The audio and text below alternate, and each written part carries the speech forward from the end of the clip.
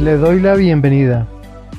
Hoy es jueves de la cuarta semana de Cuaresma. La iglesia hoy celebra la feria correspondiente al día de hoy. Faltan 7 días para iniciar nuestra Semana Santa, tiempo para celebrar la pasión que da inicio para conmemorar la Pascua de Jesucristo. Lo invito a disponer el oído, la mente y el corazón para escuchar el Evangelio del día. Del Santo Evangelio según San Juan, capítulo 5, versículos desde el 31 hasta el 47. En aquel tiempo Jesús dijo a los judíos: si yo doy testimonio de mí mismo, mi testimonio no es verdadero. Hay otro que da testimonio de mí, y sé que es verdadero el testimonio que da de mí. Vosotros enviasteis mensajeros a Juan, y él ha dado testimonio en favor de la verdad. No es que yo dependa del testimonio de un hombre. Si digo esto es para que vosotros os salvéis. Juan era la lámpara que ardía y brillaba, y vosotros quisisteis gozar un instante de su luz.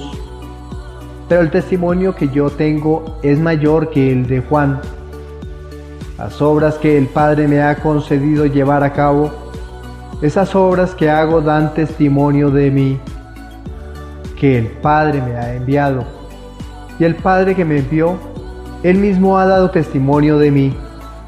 Nunca habéis escuchado su voz, ni visto su rostro, y su palabra no habita en vosotros, porque al que Él envió no lo creéis. Estudiáis las Escrituras pensando encontrar en ellas vida eterna, pero ellas están dando testimonio de mí, y no queréis venir a mí para tener vida. No recibo gloria de los hombres. Además, os conozco y sé que el amor de Dios no está en vosotros. Yo he venido en nombre de mi Padre y no me recibisteis. Si otro viene en nombre propio, a ese sí lo recibiréis. ¿Cómo podréis creer vosotros que aceptáis gloria unos de otros y no buscáis la gloria que viene del único Dios? No penséis que yo os voy a acusar ante el Padre. Hay uno que os acusa, Moisés, en quien tenéis vuestra esperanza. Si creyerais a Moisés, me creeríais a mí, porque de mí escribió él. Pero si no creéis en sus escritos, ¿cómo vais a creer en mis palabras? Palabra del Señor. Nuestra reflexión para el día de hoy. Como siempre, los invito a ir a los textos bíblicos que corresponden a la liturgia de este día antes de escuchar nuestra reflexión para poder comprender de mejor manera de qué estamos hablando. El libro del Éxodo que nos proponen hoy en la primera lectura, en su capítulo 32, cuenta la intercesión que hizo Moisés por sus hermanos en un encuentro que tuvo con Yahvé en el monte. La manera despectiva como se refiere Dios acerca de su pueblo, cuando le dice a Moisés: anda, baja del monte que se ha pervertido tu pueblo, al que tú sacaste de Egipto. Esta afirmación y esta forma en que lo dice Dios deja ver que está disgustado por el mal comportamiento del pueblo al desplazarlo como su Dios a cambio de un becerro de metal y rendirle culto a él y a otros ídolos como su Dios. Pero Moisés, humildemente, te recuerda a Dios, te recuerda a Yahvé que ese pueblo es de propiedad del mismo Dios. y que Yahvé le prometió multiplicar su linaje y dar la tierra en heredad para habitar en ella. Era la manera de que Yahvé recordara el primer amor por su pueblo para aplacar su ira mientras él regresaba para exhortar a sus hermanos a la conversión. A pesar de que nos hayan dicho que Dios es inmutable, podemos ver que Él tiene sentimientos y de acuerdo a ellos puede cambiar sus decisiones. Por eso Él es persona, una de las personas de la Santísima Trinidad, porque son una de las características propias de una persona: tener sentimientos, tener sensibilidad y por ende tener la capacidad de cambiar sus decisiones.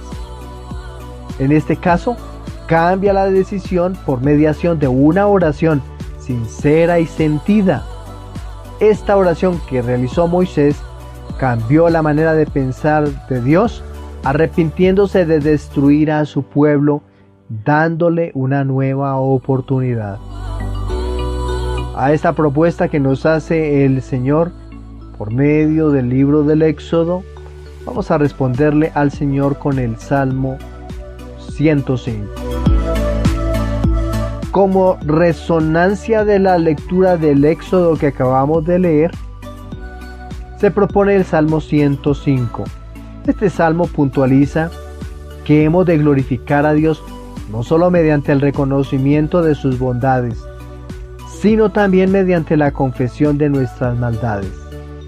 El himno fue redactado a fin de poner en relieve la identidad de Israel en agudo contraste con la fidelidad de Dios. Menciona el Salmo los pecados de Israel, agravados por los grandes beneficios recibidos de Dios, sus provocaciones junto al Mar Rojo, su adoración del becerro de oro. A esto sigue el relato de los castigos con que Dios les afligió, aunque los salvó de la destrucción. Este salmo, el 105, es un poema que recuerda la historia de la redención del pueblo de Israel desde su liberación de Egipto hasta su regreso del exilio. De este salmo podemos encontrar 5 cosas importantes. Primera, recordatorio de la bondad de Dios. El Salmo 105 comienza con un llamado a la acción de gracias y alabanza a Dios por su bondad y misericordia eternas. Este verso establece el tono del salmo, enfocándose en el carácter fiel y amoroso de Dios a lo largo de la historia de Israel. En segundo lugar, tenemos otro tema: la confesión de los pecados de Israel. A lo largo del himno, el pueblo de Israel reconoce sus pecados y rebeliones contra Dios a lo largo de toda su historia, desde la incredulidad en el desierto hasta la adoración de ídolos y la desobediencia a la ley de Dios. El Salmo 105 presenta un relato honesto de las fallas y transgresiones del pueblo de Israel. Tercero, la intercesión de Moisés. El Salmo destaca la intercesión de Moisés en nombre del pueblo de Dios, lo que resulta en el perdón y la misericordia divina. Esta narrativa resalta el papel de la mediación y la intercesión en la relación entre Dios y su pueblo, así como la disposición de Dios para perdonar y restaurar a aquellos que se vuelven a Él con corazones contritos. En cuarto lugar, nos encontramos con la fidelidad de Dios a pesar de la rebelión.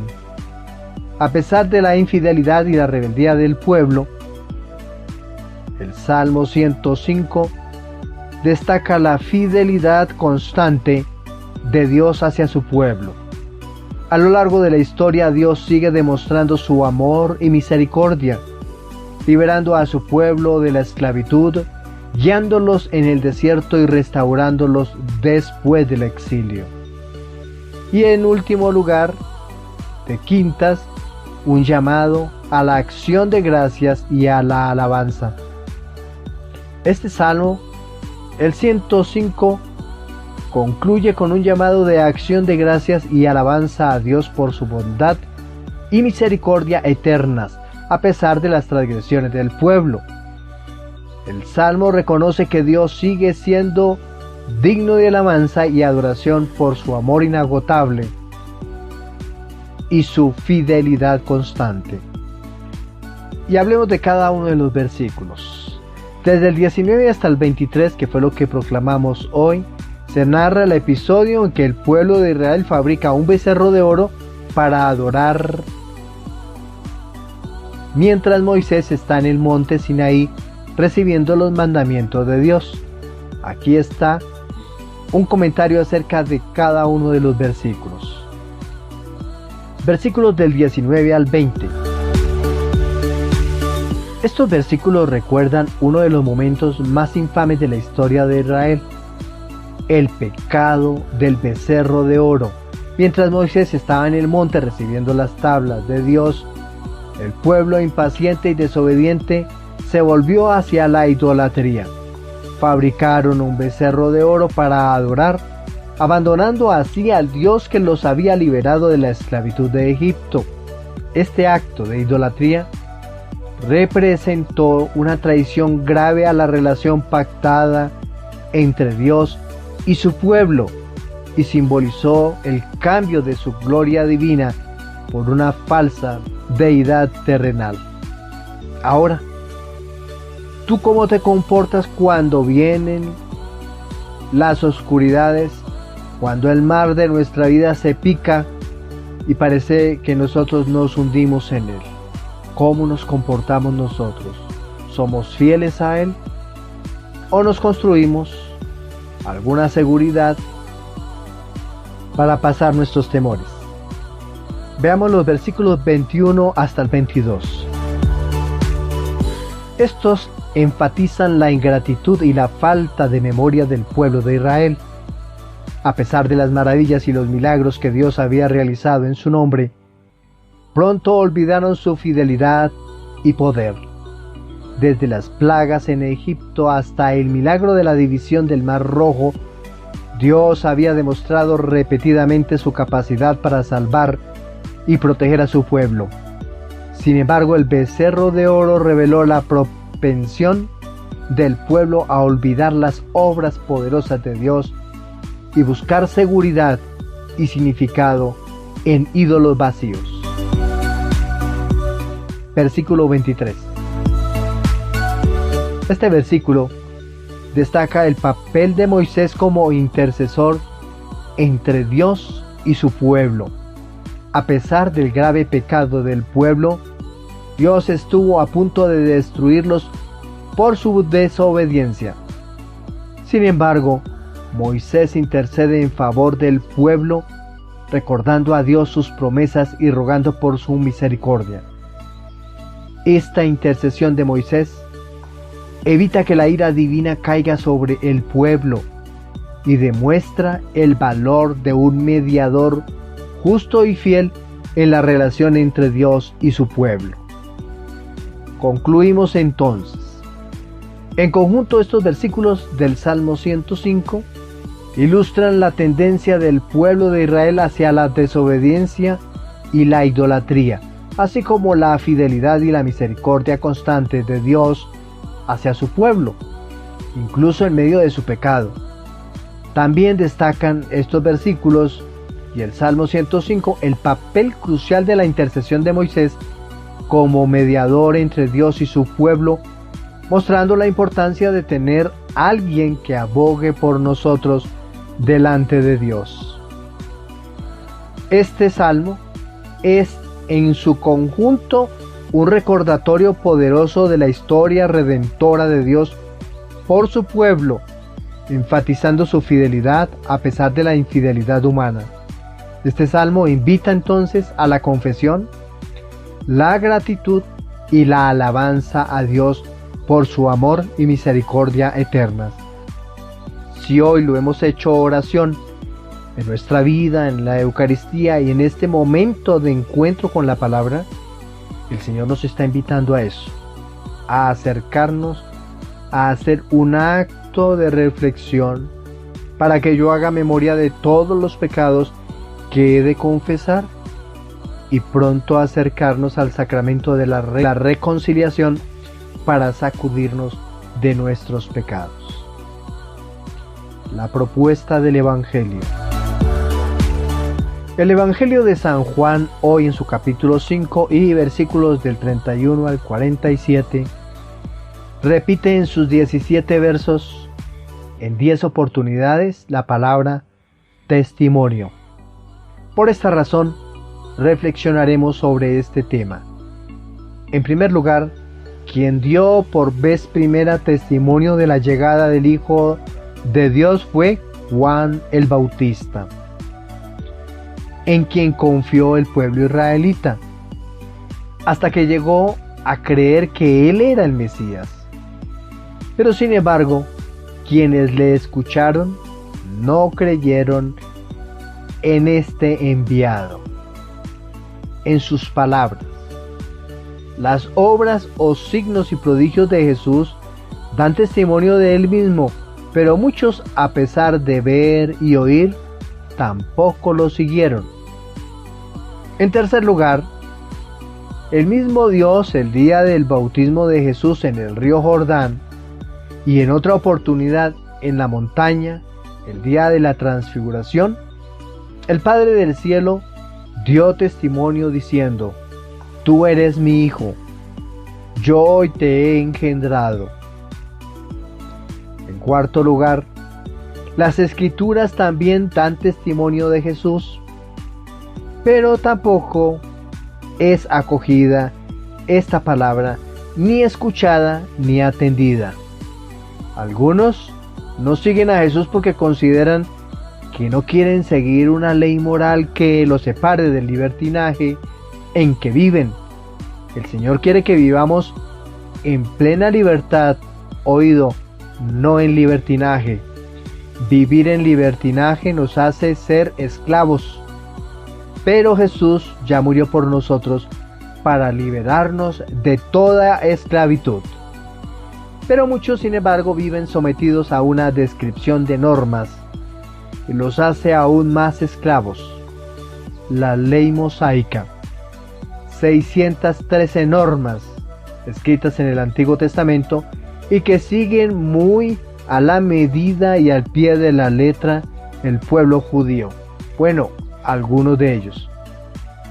Pero es el mismo Moisés en quienes muchos se atan porque aceptan y enseñan mejor el decálogo que obedecer la norma de Jesús, que es el amor. Y el mismo Moisés dice en el libro del Deuteronomio, capítulo 18, versículo 15: Yahvé tu Dios suscitará de en medio de ti entre tus hermanos un profeta como yo, a quien escucharéis. Jesús lo único que desea es que acojamos como mandamiento principal el amor y vivamos todos como seres espirituales que caminamos hacia el reino de los cielos. Además de esta reflexión, podemos decir también que este relato de hoy presenta varias propuestas fundamentales. Hablemos algunas de ellas. Aquí hay testigos de Jesús, de las que ya hablamos. Las Escrituras testifican de Jesús, de lo que ya hablamos. Rechazo de la fe en Jesús, la búsqueda de la gloria humana y el testimonio de Juan el Bautista, de él también hablamos. De los testigos de Jesús, Jesús señala que no necesita testimonio humano para validar su misión, tampoco su autoridad, ya que tiene el testimonio del Padre, sus obras y también las Escrituras. Esto refuerza la idea de que la autoridad de Jesús no depende de la aprobación humana, sino de su relación única con el Padre y el testimonio que ofrece a través de sus obras y las Escrituras. En segundo lugar, las Escrituras testifican de Jesús. Jesús afirma que las Escrituras testifican acerca de Él. Esto resalta la importancia de la revelación divina a lo largo de toda la historia, culminando en la encarnación de Jesús como el cumplimiento de las profecías y promesas del Antiguo Testamento. La relación entre las Escrituras y Jesús subraya su continuidad y coherencia teológica. En tercer lugar, habíamos nombrado el rechazo de la fe en Jesús. Jesús reprende a aquellos que se niegan a creer en Él, a pesar del testimonio del Padre, de sus obras y de las Escrituras. Este rechazo se atribuye a un corazón endurecido y una falta de amor por Dios. La fe en Jesús no es simplemente una cuestión de evidencia externa, sino de disposición del corazón para recibir la verdad revelada. En cuarto lugar, les hablé de la búsqueda de la gloria humana. Jesús critica a aquellos que buscan la gloria de los hombres en lugar de la gloria de Dios. Esta advertencia destaca la tentación de buscar el reconocimiento y la aprobación humanos en lugar de la fidelidad a Dios. La verdadera fe requiere un compromiso con la gloria de Dios por encima de las ambiciones personales. En quinto lugar, y de últimas, el testimonio de Juan el Bautista. Jesús menciona el testimonio de Juan como un respaldo a su propia identidad y misión. Este testimonio resalta la continuidad entre el Antiguo y el Nuevo Testamento y la importancia de los profetas como heraldos de la venida del Mesías. Concluimos entonces en este relato que hemos proclamado hoy, que presenta una serie de propuestas e enseñanzas que enfatizan la necesidad de una fe genuina en Jesús como Hijo de Dios y como Salvador del mundo. Jesús ofrece una explicación detallada de su autoridad y la validez de su misión, señalando múltiples fuentes de testimonio que respaldan su identidad como el Hijo de Dios.